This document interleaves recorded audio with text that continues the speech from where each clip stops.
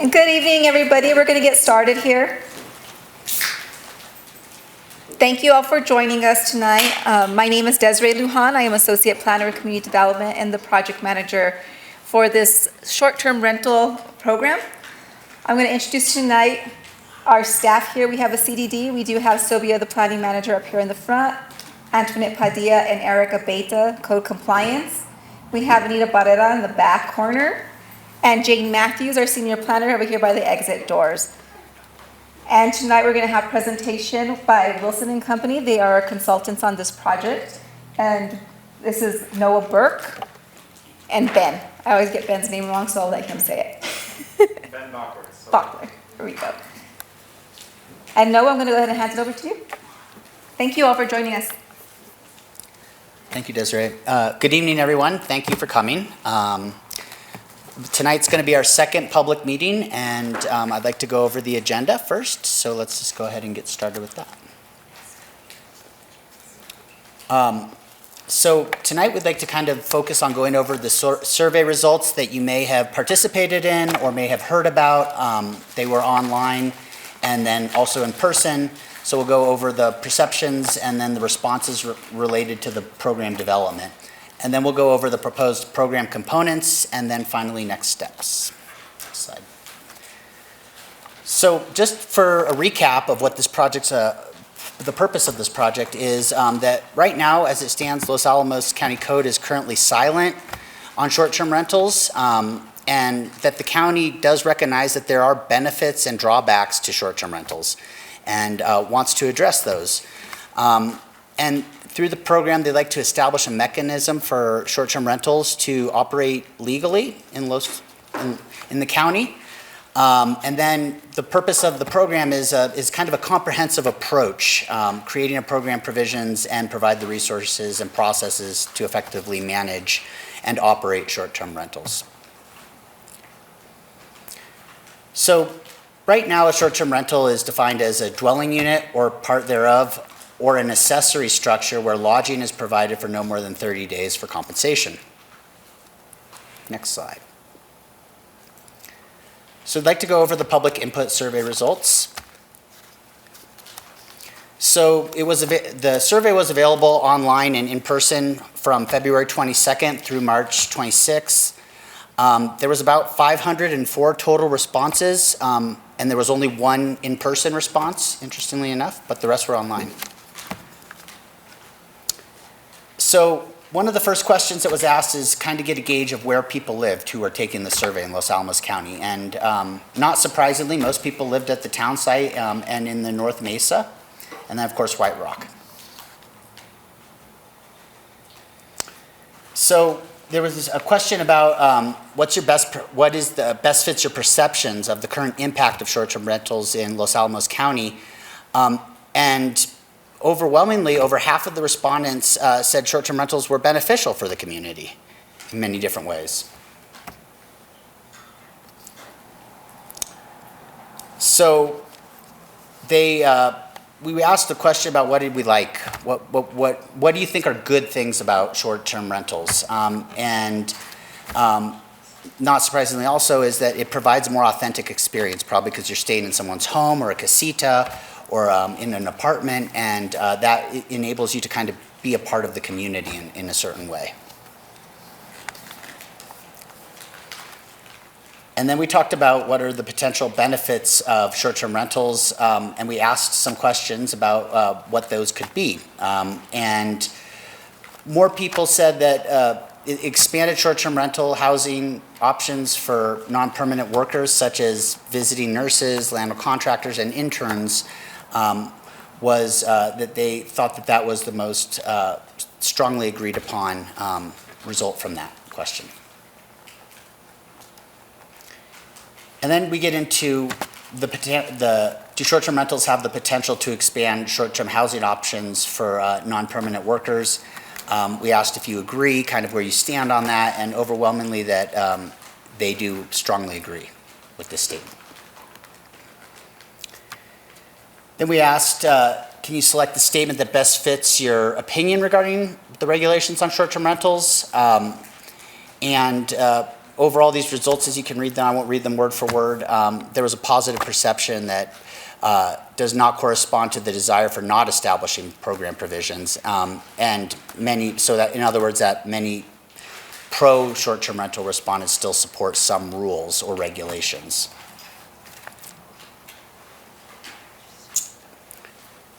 So we asked some questions about the level of importance of possible goals. When we're talking about short-term rentals, we want to kind of say what would be the goals of a short-term rental program. What is the desired outcome?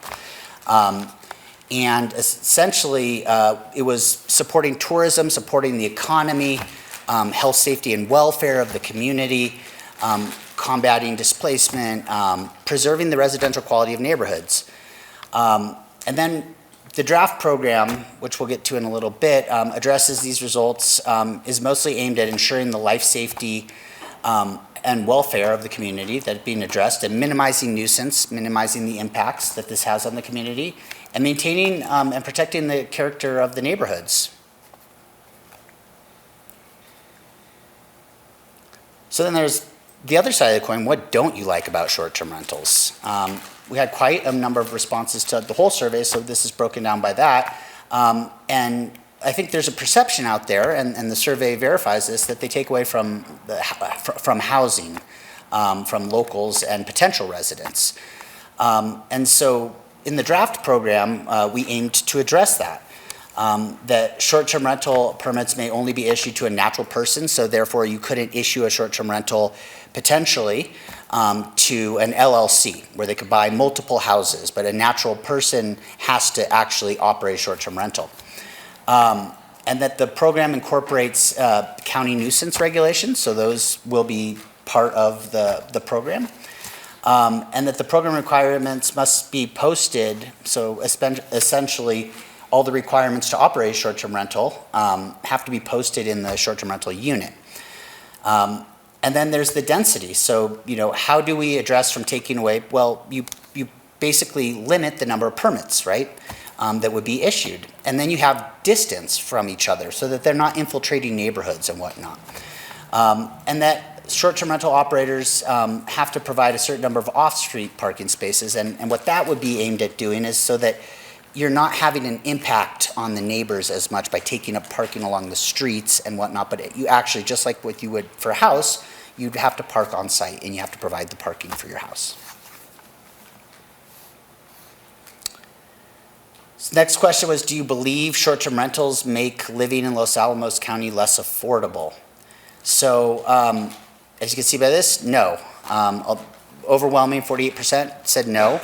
So what's the takeaway from that?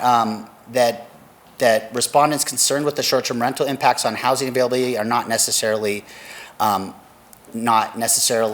housing affordability.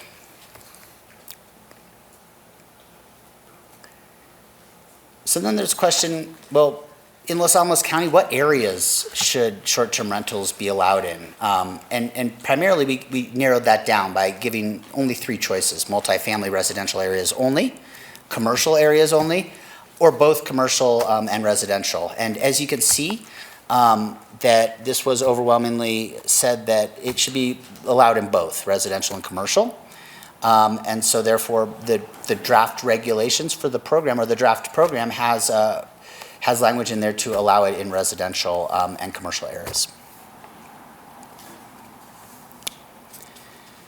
And then there was the question of, please select the following short-term rental regulations that you would like to see enforced in Los Alamos County. And then you could pick multiples here.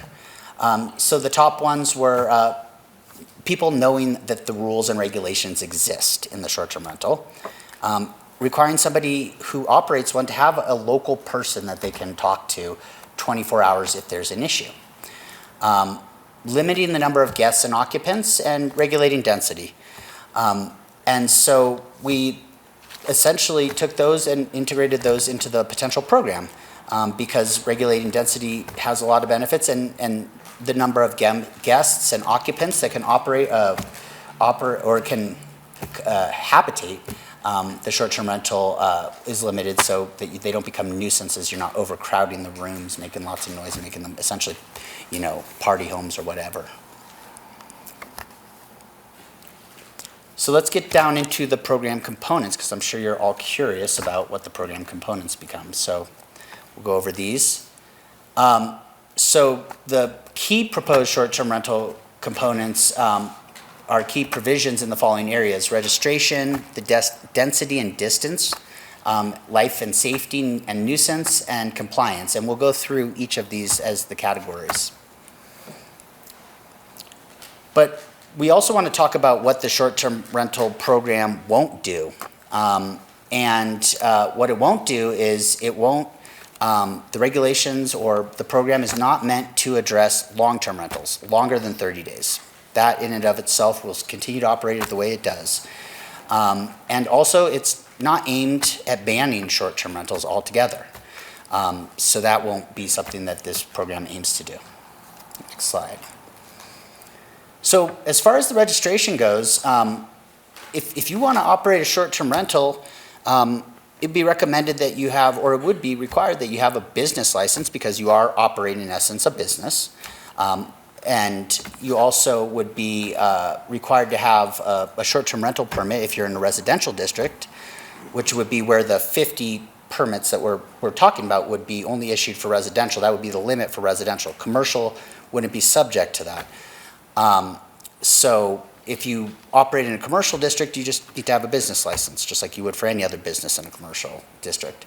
Also, the permits will be issued and renewed on an annual basis, and one permit per natural person.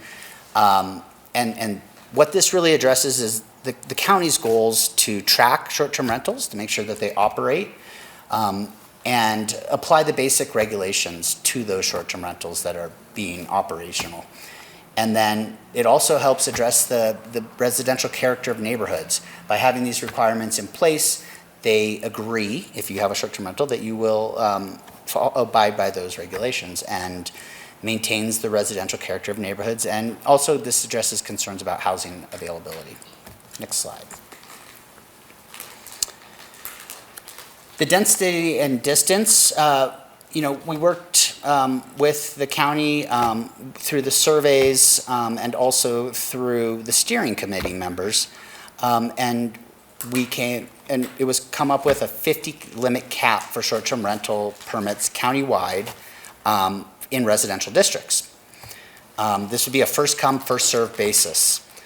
And just in case you're wondering, I did the math, and there's 7,625 residential units in the county. So with a 50 limit cap, that actually comes out to be 0.06%.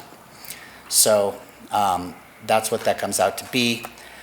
Short-term rentals must be maintain a 50-foot radius, so you can't have a short-term rental closer than 50 feet from a property line. So that would help address infiltration where you have neighborhoods that short-term rental, short-term rental, short-term rental. And then in a multifamily dwelling development with 4 or more units, no more than 25% of the units are permitted to have short-term rental permits, and that maxes out at 12 per one building. And what does this do? This actually addresses the desire to maintain residential character of neighborhoods and concerns about housing availability. So let's talk a little bit about the life safety and the nuisance component of this. So it's proposed in the program that the short-term rental unit will meet all applicable fire and building and safety codes that any other home occupation would have to adhere to. There's an occupancy limit of 2 adults per bedroom. And then the parking provisions would be 2 or more bedrooms require 2 off-street spaces, and multifamily buildings would comply with the current code regulations for multifamily. And they would also have to adhere to the noise ordinance between 9 p.m. and 7 a.m. And what this does is it addresses the concerns about life safety of short-term rentals so that they operate in a safe manner.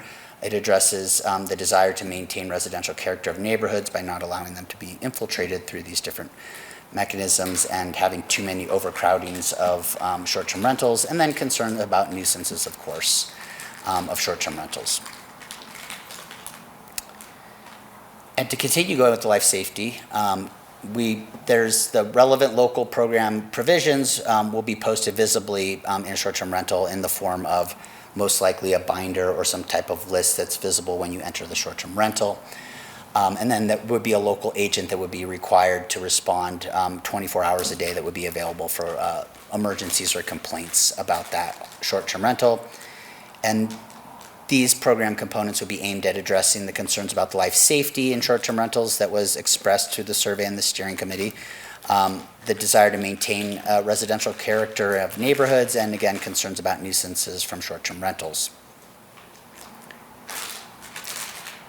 And then there's the compliance component to this. And the lack of registration or license addressed per Chapter 12, as well as other operator lapses, kind of a three-strike approach, which would be the courtesy letters for the first two confirmed lapses, and then potentially the third one you would lose your short-term rental if you're in violation of those. And this addresses, these program components would address the concerns about too much quote-unquote red tape within the program. So you probably are wondering what the next steps are, and we'll go into those. So go to the next slide. So what is the mechanism for implementation of this program? Well, the program will mostly be implemented via text amendment, which would be ultimately be an ordinance amendment to Chapter 16, which would amend the Los Alamos County Development Code to address short-term rentals and the program components.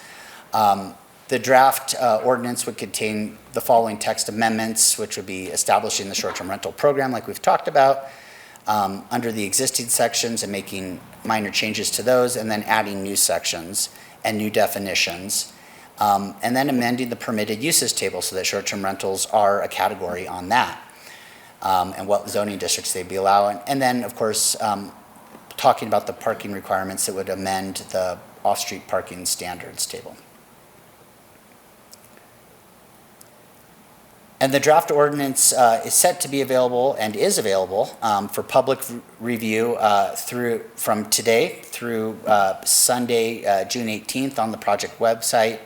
And we'd like to encourage you, and we'd really ask that you do provide written comments and that you do participate here, because this is a draft program right now. And want to emphasize that this becomes a finalized program with your input, you know, and with adoption through the county council. And so there's my email address and there's Desiree's, and we'd ask that no later than June 18th that you provide written comments. And you can always ask more questions if there was something, of course, that we did not cover or that you're curious about.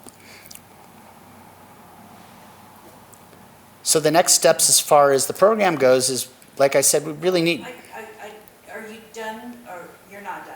I'll leave my questions until Okay. after. Okay, thanks. So we are asking for feedback tonight on what we've discussed, and we'd like you to come fill out these different categories and maybe thoughts on what you did, and provide written comments on the draft program through June 18th. And then we'd like to start to incorporate whatever we get from between now and June 18th into amending and changing the program and modifying it. And then the steering committee is set to review the comments that are given through this process, as well as the draft on June 28th. And then we'd like to finalize the draft short-term rental program and then continue on to presentations to the Planning and Zoning Commission for review in July, and then ultimately on to the County Council in August for potentially an adoption through a text amendment. So with that, thank you very much, and I'd like to ask you to give questions. So I have a couple of questions. The first is, when you're talking about you're talking about a natural person getting the permit, and you have a local agent, do those have to be the same people? A local agent would be the operator, and the person who would actually be getting the permit most likely would be the owner of the property. Okay. So you could have a property that was like an Airbnb that's being operated by someone who's not the permit holder, or? I'm So- sorry, I want to make sure I understand that. Right. So it's a great question. So there is a difference between an owner and an operator, right? So an operator could operate the short-term rental, but really the permit would be issued for the short-term rental to the owner of the property.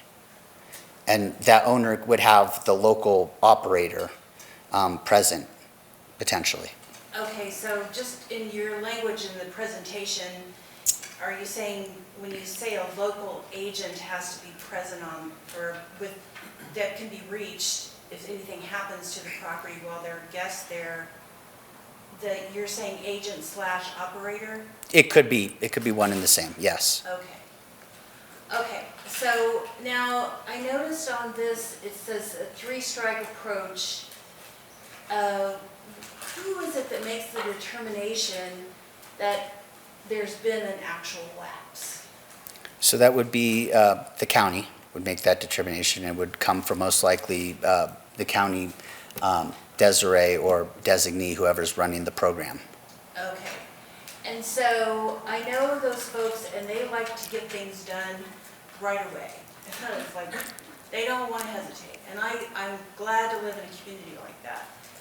But I want to know that if somebody is reaching a three-strike thing, that doesn't just go away because they've addressed it. That needs to be something that's on the record, that stays there. And I like the three-strike, I do, because, you know, that's good. Everybody understands that. But I want to know if what reaches the strike level, and it's not a ball or a, you know, base hit, I don't know. But that's really important to people like me who really wish this would all go away. And I realize, very importantly, it's not going away. But if you're going to regulate it, you need to regulate it in a way that everybody understands. Everyone. And my last question really is talking about an accessory building. Does that include RVs? Does that include campers? If somebody wants to offer a site on their driveway for, you know, them to move in for 3 days of party hardy, is that also going to be part of this? It's a great question. So I think accessory structure is actually defined in the county code, and I don't think it actually includes an RV, which would be kind of a transient type of use, right? And then you could potentially have RV parks that are short-term rentals, right? So I think the regulations are aimed to not allow that type of rental, that it actually meets the definition of an accessory structure, which I believe has to do with a footing or foundation. Good. That's good. I'm not a contractor or an architect or anything like that, but it's very important to me that people don't get to open an RV site in my neighborhood under this. Absolutely, and this would be aimed at not allowing people to go through that mechanism to kind of circumvent the already in place regulations that probably wouldn't allow for an RV, people to live in their RVs or whatever in the county. Okay, those are all my questions. Thank you for your questions. Thank you. Who wants it? Oh, thank you. Noah, on the restriction of one permit per natural person, does that only apply to residential, or does it apply to commercial also? So, great question, thank you. So it applies to the short-term rental permits, which are only issued in residential. So if you're doing it in a commercial, you know, commercial allows for like those business type activities, and a lot of businesses have, you know, multiple properties, or owners have multiple properties that operate businesses. So. Thank you. Mm-hmm. So I made a number of comments. I returned you your draft with my comments. Yes, thank you. And I'd like to emphasize a couple of them that I'm working on. One is the 50-foot radius. thing. That's just way too close. That lets you do every other house on the street. And in fact, you could hopscotch the street. You could have the every other house, and then you could alternate on the other side and have every other house there. That's just too close, okay? I mean, a lot width is typically 65 feet. And so it should be like 200 feet or something. If you're only gonna have 50 of those, they don't need to be that close together. And,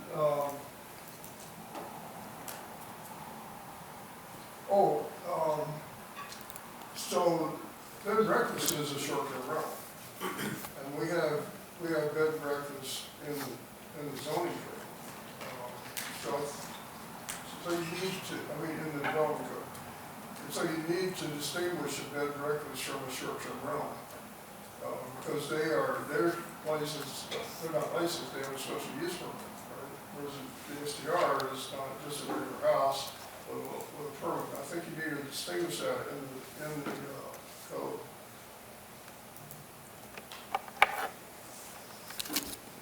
I think that's it for now. Thank you. Thank you.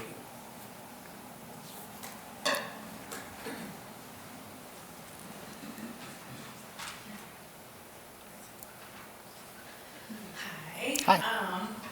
I've got a couple questions. One, do you have an idea about what the annual cost of these permits, what we're thinking? Yes, we do, actually, and I would ask Sophia or Desiree to address that one. I could speak to that. I'll steal your mic for just a second. You don't need to go here.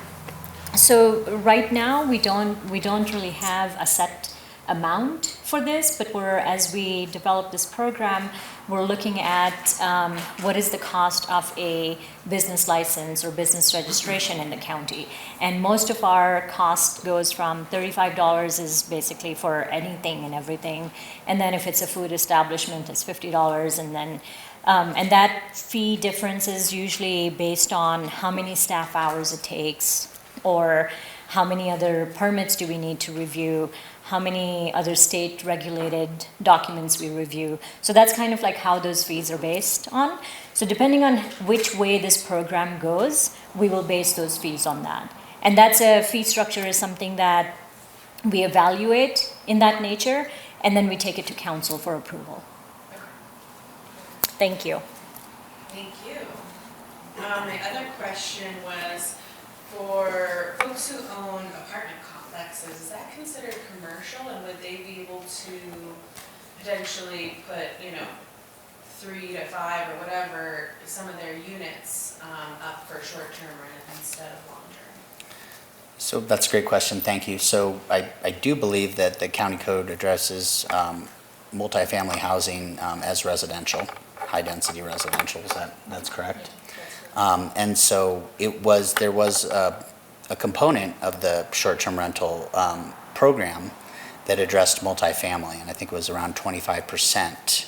Okay. So no more than 25, but puts a cap on 12, depending on the size of. Sure. That's the most that could be rented out in an apartment. Okay. And then, kind of to piggyback off of your comment around the 3 strike. So I'm understanding that the first 2 strikes, and I'm guessing it's just like if you're operating without the proper permits and you don't meet the deadline for the application, then maybe, is that like considered the lapse? Or is it if maybe you're getting a noise complaint and that's a lapse? Yeah, I'd say that it's more aimed at the nuisance regulations, the kind of life safety components, not Okay, necessarily, not if you miss a renewal, then you're probably not going to have a permit, right? Because there's going to maybe people waiting for that permit. So I'd imagine that it's going to be aimed at more compliance with the regulations that are set in place to protect the neighborhoods, protect the life safety welfare type of things, right? Okay. And what if people are just operating without a permit? What do we do there? So if you're operating with a permit, I would imagine that the county would probably ask you to come and get a permit. But again, there's different types of software out there that can scan the internet and figure out if you're operating without a permit. County staff may be tasked with having to look at Airbnb and Vrbo and Flipkey and different platforms to see if it, but, most obviously it's going to be probably a complaint-based approach for the most part. If somebody's operating something illegal, then, we probably investigate that and try to put together a case for asking these people to come in compliance, with the ordinance. I think those are my questions for now. Thank you.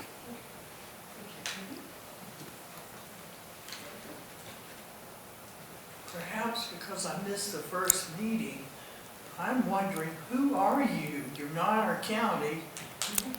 You have this program. What's your motivation? What are you trying to do, and who are you? So that's a loaded question, but thank you. Sorry, I probably didn't introduce myself well. So I'm Noah Burke, and I work for Wilson and Company, and we're a consultant that's hired to develop the program for the county. The county issued an RFP for, Oh, okay. and so So it is the county. yes. So yeah, we're working through the county. Does that answer your question? Yes, Okay. thank you. I'm sorry, I have a couple more questions. Do you think that the people who are operating now within the parameters of the regulations as they are will be grandfathered in? Will they be getting in that 50? And secondly, are they going to be paying lodger's tax to the county? Have they been paying the lodger's tax to the county? Where is that, if they have been, how are you determining that they should be paying it, or? Yeah. I think it's a great question. So I'll answer the first part of that question. So the first part of that question is, if you're operating right now, since there's not a program in place, the idea would be that when there is a program in place, you come in and meet the regulations, because then there's a program, and then if you're not part of the program, you're operating kind of illegally, I guess would be the right way to say it. So I think the hope would be that everybody comes in and, understands that these program elements are meant to really protect and make this a good place to visit and live for visitors and residents. So I think that the hope would be that if you're operating right now, you'd come in once this program is adopted, if it is adopted. And then what would happen is you'd come in and you'd be able to meet all of the program components, and issue you a short-term rental permit if you're in a residential district, and off you go and continue to operate. You may have been operating for free before in terms of a business license, but you're still kind of operating a business, right? And then to the second part of your question, this is a type of lodging. So the state statute does require that you remit lodger's tax, and then that is brought back to the county and divvied up through county ordinance, how it goes to the different components of the county departments. Right, like a lot of counties have indigent funds that take a share of the lodging tax to take care of people who Right. don't either have housing or medical care. But I've looked and I've tried to determine where, if any of these Airbnbs, some of these are quite highly priced. I'm sure guests are assuming that they're paying something comparable to what the hotels and the motels in the county are having to, put on their bill. But I know that probably lodger's tax is going to be another debate, because I know that people on the county council will even wonder why we're collecting lodger's tax from the hotels and the motels. I mean, why are they doing that? But anyway, I've often wondered, where is Airbnb and VRBO? I'm sorry, I have one more question. Sorry? Were you having a natural person be involved in the short-term rentals? I'm also familiar with, it's called Picasso, where it's a timeshare shared within 5 or 6 different individuals for a house. Usually in very nice places Yeah. people want to go timeshare-wise. And so, but you said that LLCs are not going to be allowed to operate, which I think that is good. But is that true, that have you heard of Picasso, these timeshares? Yeah, and Fancy houses? there is another platform that's like Third Key or Third Room.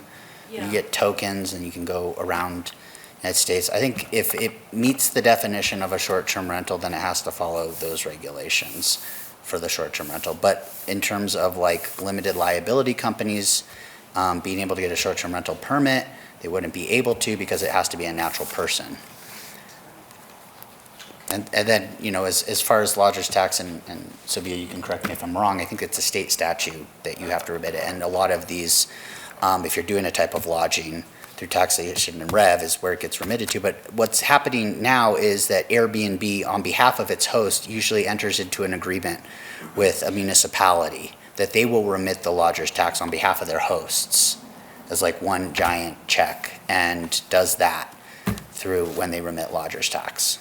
So just one more question. Do you know if Los Alamos County and Airbnb have entered into agreement like that? Do you know?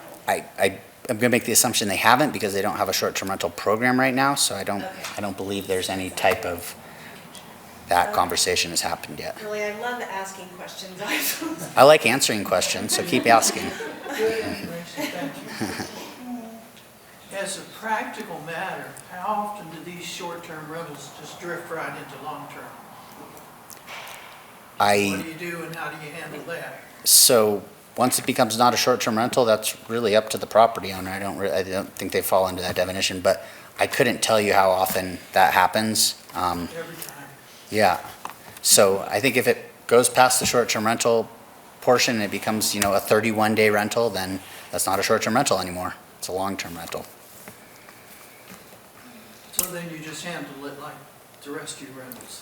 I would imagine they just handle it just like any home would be if you were renting out your room for longer than 30 days. Yeah. I had another question. So I've used Airbnbs around the country a lot, and I've noticed that there are different kinds of hosts, obviously, and sometimes, in my experience as a traveler, the natural persons, when it's just somebody who owns an extra property and they've got their full-time job at the lab and they're just, you know, trying to get some extra income in, my experience has been that they're not as good of the host as, say, somebody who is running a business where their reviews, their occupancy requires that their house is well taken care of, that the yard looks nice, so when guests come, they're satisfied, that the guests are safe. Guests also don't want loud, noisy neighborhoods. Right. And so I'm kind of curious, how do we like encourage like the hosts that are taking it seriously and like want to actually provide a nice accommodation and take care of their property and make sure the guests and the neighbors are all happy? Just in your experience as a consulting company, is there a way in the laws or in the compliance code to encourage those types of hosts who are like, I really care about this, you know, it's not just, I'm gonna throw it up and it's gonna get trashed and I don't care who rents my house. Right. So in my experience, what I think motivates people to be super hosts is the rating factor. Like, people aren't going to want to rent a place that has 1-star reviews from 10 people, right? They're going to look for the 5-star reviews. And they're going to look at the comments and they're going to say, this was really fun. They had a duck and I got to play with the duck, right? You know, that's, you know, that experience that you create by actually, I don't think that there's any one type of regulation or rule that, or program element that can really address that. You can encourage it, right? Like, when somebody comes in to get their permit, you could give them, you know, a bunch of material, say, hey, you know, like, you could think about these things. Like, it could be, you know, your neighbor, you know, would love to hear about these different elements. But I think there isn't really a mechanism for that kind of thing, because it would really be kind of like a word of mouth. Like, you know, this person isn't telling me this, so you should go get them, or something. So I think really what the program is designed to do is really address the main things that are the quality of life issues, the neighborhood livability and character and preservation, and then the health, safety, and welfare, the experience, but not only just for the homeowner, but for the people who surround that. So those type of things, like, you know, code compliance, right? Like the nuisance regulations, don't make noise, you know? Don't have 4 people occupying a room that really was only meant for 2, you know, putting those type of things. Let's provide the off-street parking space so that the neighbors don't, when they're walking their dogs, it's not having to walk around it and stuff. And so that, and so those, I think a lot of those things are aimed at preserving the quality of life in a neighborhood. And maybe providing information or resources, because I know there's software and tools like Minute, I think is how you pronounce it. It's like a noise regulation device that you can have in a short-term rental. So if they start to get too loud, the operator, agent, or homeowner is notified, and then they can take care of it pretty quickly. So like different resources like that, even those ring cameras to again make sure tons of people aren't going into a house for a party. I don't know how big of a party town this is, but Yeah. but you know, just like maybe providing information, education, resources to hosts so that they can kind of step their game up and not be those lazy hosts that are having dirty properties and parties because they don't care as much. Right. Thank you for that. Yeah. We questioned out? Okay, good. You're invited to the response time, in your draft, you say they have an hour, that people that an hour. I think that's way too long. I think they should be close enough that they can respond and something like, you know, as long as it takes to get dressed, maybe 15 minutes and get over it. I mean, in an hour, the place will be burned down by the time they respond. I'd like to see you change that.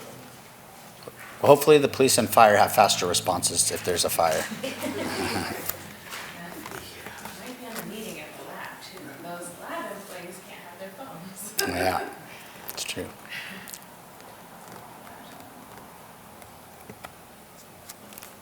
Well, I guess if there's no more questions or comments, I appreciate everybody coming tonight, and I'd like it if you all participate. There's no limitation to how many well, there is a limitation, it's as many as we have, but I think we've got enough to cover everybody. So if you could please participate in this, and some of the we've documented all the feedback. You could still provide written comments, tell your friends, tell your neighbors to participate, because we had 500 responses for a survey, and we'd like to see 500 responses to a program. So that would be a really, really great thing. And the feedback is invaluable to us. So thank you all for coming, and have a good night. Thanks.